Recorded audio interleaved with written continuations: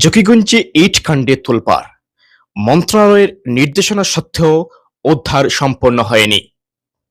সিলেটের জকিগঞ্জ উপজেলার খোসকানকপুর ইউনিয়নে ইট নিয়ে ঘটে যাওয়া ঘটনাকে কেন্দ্র করে নতুন করে আলোচনা ও সমালোচনার সৃষ্টি হয়েছে। সরেজমিন পরিদর্শনে দেখা গেছে এখনো অনেক ইট বিভিন্ন ব্যক্তির বাড়িতে রয়ে গেছে, যা এখনো পুরোপুরি উদ্ধার করা সম্ভব হয়নি। এ বিষয়ে জানা যায়, বিষয়টি ইতিমধ্যে মন্ত্রণালয় পর্যন্ত গড়িয়েছে এবং একজন মন্ত্রীর পক্ষ থেকে প্রয়োজনীয় নির্দেশনাও দেওয়া হয়েছে। তবে সেই নির্দেশনা থাকার পরও কেন ইটগুলো সম্পূর্ণ উদ্ধার করা যায়নি, এই প্রশ্ন এখন জনমনে ঘুরপাক খাচ্ছে। পুরো ডাইক এলাকা পরিদর্শন শেষে বোঝা যায়, বিপুল পরিমাণ ইট উত্তোলন করে নিয়ে গেছেন স্থানীয় কিছু মানুষ। বিশেষ করে মাদ্রাসা সংলগ্ন মাঠে এলাকায় গিয়ে দেখা যায় সেখানে এখনো 4 ভাগের 1 ভাগও ইট উদ্ধার করা সম্ভব হয়নি।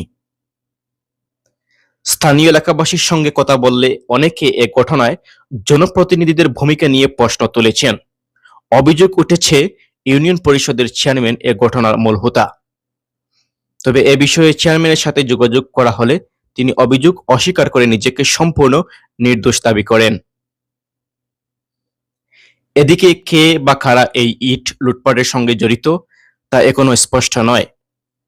কোটি টাকার এই প্রশ্নের উত্তর মিলতে পারে কেবলমাত্র প্রশাসনের নিরপেক্ষ ও সঠিক তদন্তের মাধ্যমে।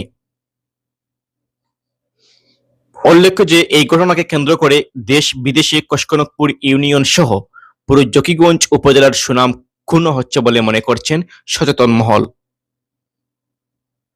পাশাপাশি ডাইকের মেরামত কাজেও বিলম্ব হওয়ার আশঙ্কা দেখা দিয়েছে।